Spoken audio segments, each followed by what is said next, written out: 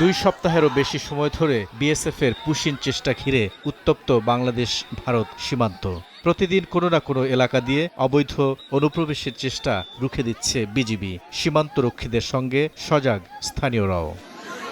এখন পর্যন্ত সীমান্তের অন্তত 20টি পয়েন্টে 200-রও বেশি মানুষকে বাংলাদেশে ঠেলে পাঠানোর চেষ্টা করেছে বিএসএফ। এ নিয়ে দুই দেশের সীমান্তরক্ষী বাহিনীর মধ্যে একাধিকবার পতাকা বৈঠক হলেও সমাধান হয়নি।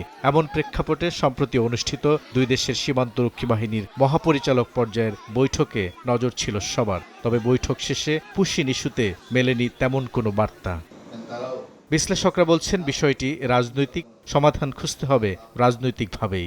যেই ঝামেলা তৈরি হয়েছে বিশেষ করে বিজেপি পশ্চিমবঙ্গে ক্ষমতা আসার পরে, তার সমাধান আমার মনে হয় না এই দুই পক্ষ যারা বসেছে বিএসএফ আর বিজিবি করতে পারবে। এটা একটা রাজনৈতিক বিষয় এবং এটা রাজনৈতিকভাবেই আমার মনে হয় কোনো এক সময় হয়তো এর সমাধান হবে। কেন্দ্রে এবং পশ্চিমবঙ্গে ক্ষমতা এখন বিজেপি, তাই দিল্লির সদিচ্ছা ছাড়া পুশিন সমস্যার সমাধান দেখছেন না সাবেক এই রাষ্ট্রদূত।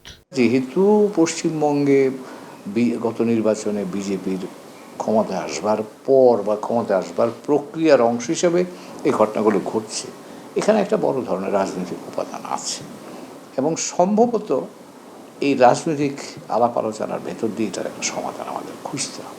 ভারত সরকার যদি মনে করে বাংলাদেশের সাথে তাদের সম্পর্কটা উন্নয়ন করা জরুরি এবং এই ধরনের কর্মকাণ্ড বন্ধ করা উচিত, তাহলে আমার ধারণা পশ্চিমবঙ্গ সরকার একা সে কাজ করবে না বা করতে পারবে। কাজে এটা সিদ্ধান্তটা দিল্লিতে। আগে আমরা পশ্চিমবঙ্গের উপর ভরসা রাখতে পারতাম, এখন ভরসাটা দিল্লির উপর রাখতে হবে। এবার বিজেপি বিএসএফ বৈঠকের পর প্রথাগতভাবে যৌথ বিবৃতি না দেওয়ার বিষয়টিও ইতিবাচক ইঙ্গিত বহন করে না বলে মত বিশেষজ্ঞদের। বুলবুল রেজা, সময় সংবাদ, ঢাকা।